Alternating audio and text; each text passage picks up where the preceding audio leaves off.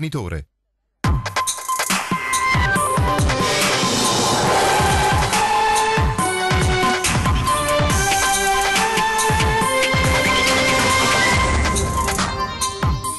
Maxi operazione dei Carabinieri di Venezia in Italia e in Europa, arrestate 10 persone, sequestrate 1600 auto di lusso, i criminali agivano con la tecnica dell'abbraccio. Sciopero di 24 ore con altissima adesione nei porti di Venezia e Chioggia, tra i motivi di protesta la parziale privatizzazione del settore e il mancato rinnovo del contratto. Poca fiducia e molta incertezza sul proprio futuro tra i tanti lavoratori che oggi hanno partecipato al presidio a Porto Marghera. La nave di Mediterranea del veneziano Beppe Caccia è ancora sotto sequestro al porto di Licata, i tempi dell'inchiesta si preannunciano lunghi. A Punta San Giuliano le donne della squadra di Dragon Boat Trifoglio Rosa si sono ritrovate per raccontare le loro esperienze dopo la malattia e l'importanza di rimettersi in gioco. Vittorio Sgarbi al Lido di Venezia per l'inaugurazione del restaurato Ausonia Ungaria lancia abbordate su governo, migranti e biennale. La città metropolitana di Venezia potrebbe essere il soggetto gestore del sistema MOSE per la salvaguardia di Venezia, lo sostiene il Centro Italiano Ricerche Giuridico-Amministrative. Buonasera, ben ritrovati in diretta con il telegiornale di Antenna 3 Venezia. Partiamo dunque dalla maxi operazione dei Carabinieri della città lagunare in Italia e in Europa. Sono state arrestate ben 10 persone, sequestrate 1600 auto di lusso. Sentiamo dunque i dettagli nel nostro servizio di apertura. 10 arresti, 42 indagati complessivi, 1600 auto sequestrate per un valore di 13 milioni di euro. È il bilancio della maxi operazione denominata Abbraccio per la tecnica utilizzata dai criminali, eseguita dai Carabinieri di Venezia tra l'Italia e altri 9 paesi dell'Unione Europea. Come se avessero brevettato un sistema di delinquere, nel modus operandi molto sempre comune, andavano sempre più o meno a dormire nei bed and breakfast, agriturismo, cercando di non dare tutti i documenti, si muovevano in gruppo, in 3-4 macchine, poi c'è chi andava ovviamente a individuare le vittime e poi chi faceva il colpo successivamente, prevalentemente donne con questa tecnica, no, dell'abbraccio. Le auto erano intestate a 6 prestanome di nazionalità romena e venivano utilizzate per compiere furti e altre attività illecite in Europa. Vittime le persone più fragili. Le fasce deboli, le persone più anziane, le persone che addirittura avevano in qualche caso anche difficoltà nel deambulare, che quindi avevano difficoltà poi anche a reagire ai loro inizialmente tentativi di furti, ma poi in molti casi addirittura si sono rivelate delle rapine perché hanno usato della forza per portargli via orologi e preziosi di qualsiasi genere. Il blitz è scattato anche in Romania, Spagna, Germania, Francia, Bulgaria, Austria, Svizzera, Ungheria e Polonia col supporto dell'Europol. L'indagine è partita nel 2017 dai Carabinieri di Stra e poi sviluppata dal nucleo investigativo. I criminali appartengono a un gruppo di etnia rom suddiviso in clan familiari, uomini e donne tra i 18 e i 30 anni. I 10 arrestati fanno parte dei 42 indagati, a loro volta tutti inseriti in un gruppo di 66 persone indagate in Romania per riciclaggio, quale provento di furti e rapine commessi in vari paesi europei. Accertata la responsabilità in 102 episodi commessi nelle regioni del centro-nord Italia e in Spagna. La maggior parte dei colpi, che hanno fruttato alla banda almeno 2 milioni di euro, sono stati messi a segno lungo le direttrici autostradali del nord e centro Italia. Ma non finisce qui. Noi inoltreremo, d'accordo col prefetto, una proposta affinché queste persone che sono comunitari non mettano più piede nel nostro territorio. Nel nostro territorio, e non parlo solo di Venezia, non parlo solo del Veneto, ma proprio in territorio nazionale, perché queste persone colpivano in maniera proprio fulminea oggi a Venezia e dopo qualche ora era a Mantova o erano a Verona o erano in Lombardia. È stato uno sciopero di 24 ore con un'altissima adesione, quello di oggi nei porti di Venezia e di Chioggia, tra i motivi di protesta la parziale privatizzazione del settore e il mancato rinnovo del contratto. Com'è l'adesione allo sciopero? L'adesione allo sciopero è praticamente il 100%, i lavoratori hanno completamente aderito. Tutto è fermo a Porto Marghera e lo stesso sta accadendo anche a Chioggia. L'adesione allo sciopero indetto a livello nazionale da CGIL e CISL-UIL ha registrato un'adesione massiccia nella città metropolitana di Venezia. Tutti o quasi tutti hanno incrociato le braccia per chiedere il rinnovo del contratto nazionale scaduto il 31 dicembre 2018, ma c'è anche una motivazione politica. Il governo sta facendo dei ragionamenti che a noi non piacciono tantissimo, nel senso che è una privatizzazione delle autorità portuali. Allora, le autorità portuali sono degli enti pubblici, l'acqua, le banchine sono un bene dello Stato, quindi un bene dei cittadini, non possono essere cedute a nessuno. Visto dal sindacato è preoccupante anche il crescente interesse degli armatori alla catena logistica, quindi anche ai porti, nuovi datori di lavoro che tra l'altro sono definiti come poco abituati a dialogare con i dipendenti. I lavoratori del porto, tra l'altro, cambiando argomento, erano disposti a rinunciare ad un aumento contrattuale per contribuire ad un fondo per la formazione alle nuove tecnologie o per i prepensionamenti, un'ipotesi che è stata rigettata. Qui poi c'è anche un altro problema. Venezia, che è da sempre un porto limitato, con lo scalino del Mose ha dovuto ridurre la stazza delle navi che possono entrare. 10 centimetri di una nave porta container vogliono dire 100 container. 100 container in entrata e in uscita dal porto di Venezia, moltiplicato per i centimetri che vengono tolti e moltiplicato per l'anno possono dire, come dice, 100, 200 posti di lavoro. C'è poca fiducia e molta incertezza dunque sul proprio futuro anche tra i tanti lavoratori che oggi hanno partecipato al presidio a Porto Marghera. Temono davvero per il proprio futuro i lavoratori del porto di Venezia che oggi hanno incrociato le braccia per 24 ore. Le loro storie sono diverse, come diverse sono le professionalità, gli stipendi e in alcuni casi anche i contratti di lavoro. Ma il quadro complessivo, seppure con varie sfumature, è omogeneo ed è un quadro di forte incertezza sull'evoluzione che potrebbe prendere il comparto. C'è un attacco trasversale al quadro normativo e noi siamo tutti preoccupati perché il rinnovo contrattuale che di solito avviene prima della scadenza questa volta invece non è avvenuto così. La paura è sempre presente perché al giorno d'oggi nessun posto di lavoro ti dà certezze, quindi cerchiamo di non stare a guardare che i grandi, diciamo, le grandi compagnie che hanno i soldi possono appropriarci di pezzi di Italia che effettivamente al giorno d'oggi è di tutti. Lo sciopero di oggi cerca di tutelare la famosa legge 84-94. Se scardinano questa legge qua, il porto va in mano ai privati e siccome si sente sempre dire dalle televisioni e dal governo nazionale che si cerca di tutelare il territorio e il demanio pubblico e le questioni appunto territoriali, cerchiamo di salvaguardarlo con questo sciopero. Non è giusto che andiamo avanti sempre con la preoccupazione di dire domani mattina sto a casa. Siamo sempre con le spalle vicino al muro e non abbiamo una forza per andare avanti, in poche parole. Non hanno valutato praticamente il lavoro usurante,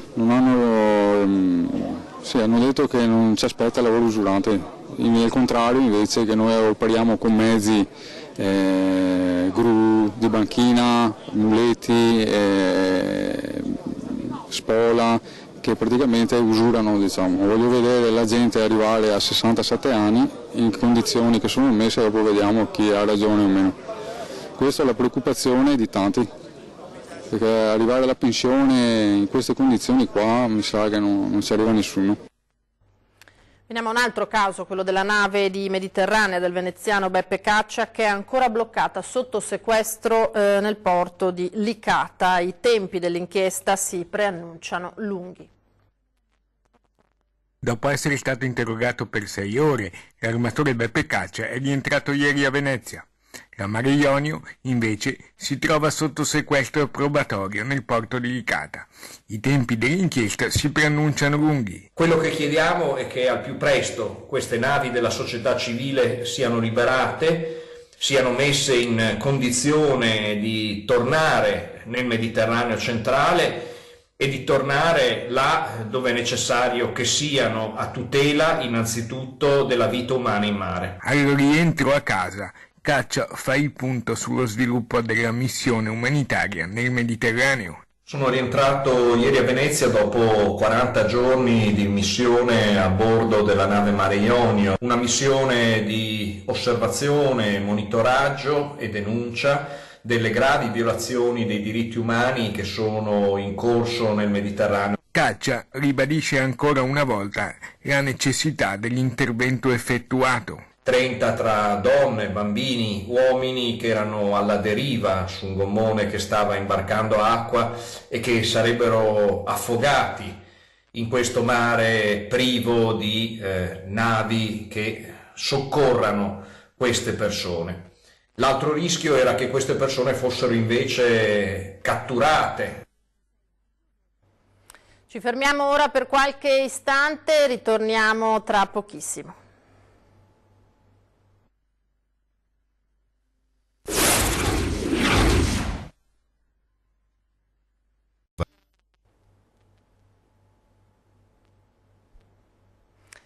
Di nuovo in diretta con il telegiornale di Antenna 3 Venezia. Veniamo alle elezioni amministrative di domenica che coinvolgono molti centri anche del veneziano. Spinea è come numero di abitanti il comune più popoloso tra quelli al voto nella città metropolitana di Venezia. Ecco i suoi candidati sindaco.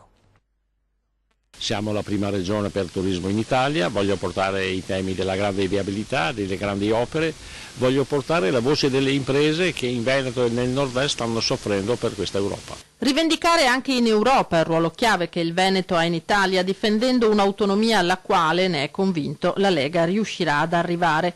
Gian Antonio Darè, candidato del Carroccio alle elezioni per il rinnovo dell'Europarlamento, ha ben chiaro da dove si dovrebbe cominciare per rendere l'azione dell'Unione più vicina alle reali necessità di cittadini e mondo produttivo. L'Europa deve cambiare soprattutto per quanto riguarda la fase monetaria, cioè non è possibile che l'Europa dia delle direttive che possono soffocare le nostre imprese. Le nostre imprese devono essere competitive e non possono essere soffocate dalle direttive europee. La Lega non scorda poi il nodo immigrazione. L'Europa ha lasciato solo l'Italia e noi vogliamo far capire all'Europa che l'immigrazione non è un problema solo italiano, è un problema di tutti. La Francia e la Germania in primis devono collaborare con l'Italia per le persone che sono arrivate dall'Africa per dare una prospettiva di vita, oppure se non si dà una prospettiva di vita questi devono ritornare a casa. Questo era chiaramente il servizio sulle elezioni europee con il candidato della Lega Gian Antonio Darè. Andiamo allora a vedere i candidati sindaco del comune di Spinea. Sono 4 i candidati sindaco per le elezioni comunali a Spinea. Emanuele Di Tadi, sostenuto da Noi Spinea 2030 e Tempo Prospettiva Spinea, Impegno e Solidarietà, Spinea con Emanuele Di Tadi e Partito Democratico, illustra alcuni tra i punti principali del suo programma elettorale. Creare delle importanti aree di mitigazione, parliamo di quasi 70 ettari di aree di mitigazione e aree boscate nel nostro tessuto urbano e a mitigazione poi di quelle che è appunto gli assi viari principali, quali il passante autostradale e via della Costituzione. Un altro punto importante è il superamento delle barriere architettoniche attraverso l'applicazione del PEBA. Piazza Marconi sarà una piazza verde con all'interno un contenitore importante, sarà un centro di aggregazione culturale per i nostri giovani e per la nostra città, e ci saranno al suo interno anche degli edifici, ufficio relazioni con il pubblico. Martina Vesnaver è candidata sindaco di Siamo Spinea, Lista Tessari, Progetto Civico Spinea, Lega, Fratelli d'Italia e Forza Italia. Se i cittadini di Spinea avranno l'onore di darci questo mandato, si affideranno a un'amministrazione brillante che prima di tutto riuscirà a dare risposta a quelle che sono le esigenze di divenire dei cittadini. Per prima cosa controlleremo e vedremo di mettere mano su tutti i cantieri che sono stati aperti da questa amministrazione per il buon risultato degli stessi, valuteremo e realizzeremo un piano urbano del traffico in modo da dare nuova vita a quelli che sono tutti gli spostamenti in maniera ordinata e composta per la viabilità, parcheggi, struttura e il centro, riqualificazione del nostro centro. Candidato sindaco per il Movimento 5 Stelle è Lorenzo Ghimdanai. Ecco alcuni punti del suo programma a partire dalla viabilità. Via Matteotti, che verrebbe anche risolto, credo, il problema attraverso anche un referendum propositivo che è stato inserito nel nostro comune di Spinea con il Movimento 5 Stelle. poi Auditorium, Piazza Marconi, le discariche di via Prati e via Luneo di premere di metterle in sicurezza, la piscina, il ripristino della scuola bus che era assente e la via virtuale. Massimo De Pieri è candidato sindaco della lista civica Progetto Spinea. L'avvio di procedimenti come quello delle consulte di quartiere, la riqualificazione del centro attraverso la realizzazione di una piazza che esiste già per noi ed è Piazza Fermi, la soluzione dei problemi del traffico attraverso una pianificazione, attraverso l'esecuzione del piano urbano del traffico e alcuni interventi mirati come per esempio la realizzazione della rotatoria all'incrocio di Piazza Marconi e soprattutto puntiamo molto anche al ricollegamento delle frazioni di Spinea che sono da tempo scollegate con il centro per problemi appunto di viabilità. Il critico d'arte Vittorio Sgarbi oggi al Lido di Venezia, sentiamo le bordate che ha lanciato. La Biennale di Venezia l'ho trovata brutta come ogni volta, forse ancora peggio, però tale da rappresentare un richiamo così forte che tutto il mondo arriva a Venezia, vede queste opere spesso insufficienti. Secondo Sgarbi, tuttavia, la nostra città detiene un potere magico. Anche ciò che è brutto, sono le sue parole, a Venezia può diventare bello e di grande risonanza mondiale. Occorre dire che anche quello che oggi potrebbe non piacerci, attraverso Venezia entra nella storia e molte delle cose che sono passate alle Biennali di Venezia oggi sono finite nei musei o nelle grandi mostre. Sgarbi parla del Lido di Venezia, dove è intervenuto insieme al sindaco Luigi Brugnaro ai 2 giorni di inaugurazione del nuovo hotel Ausonia Ungaria, restaurato dall'imprenditore Teodoro Russo con un grande investimento finanziario.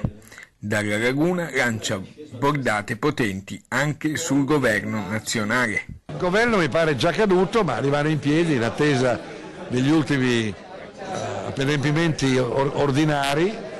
E dopo le europee credo che ci sarà un trauma forte e potremo immaginare forse nuove elezioni politiche, non so in quanto tempo, ma un governo che sia coerente con la volontà degli elettori che non vogliono certamente 5 Stelle e Lega insieme. Pure sul tema dei migranti non appelli sulla lingua. Si è creato una polarità inedita ed extrapolitica, che è quella fra Salvini soprattutto e il governo contro la Chiesa. La Chiesa ha indicato attraverso la posizione politica di Papa Francesco qualcosa che si può comprendere nella logica umanitaria, ma gli Stati hanno una ragione di Stato che è la difesa della loro identità. È tutto per questa sera, a me non rimane che ricordarvi a 20:10 Achille Variati del Partito Democratico e Viviana Dalcin del Movimento 5 Stelle e lasciarvi alle previsioni del tempo per domani. Una buona serata, arrivederci.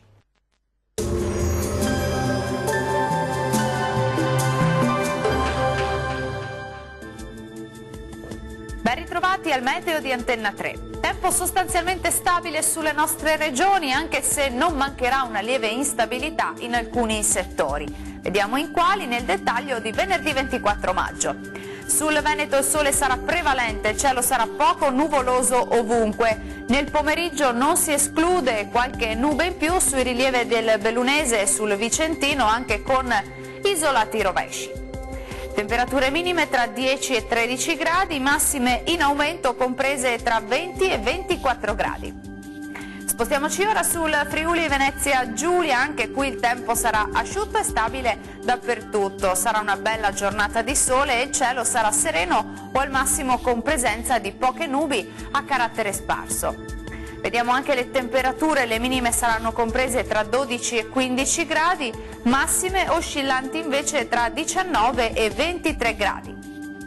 Poche novità sul Trentino Alto Adige con ampio soleggiamento al mattino, col passare delle ore sarà possibile qualche precipitazione temporalesca, specie sui settori meridionali della nostra regione.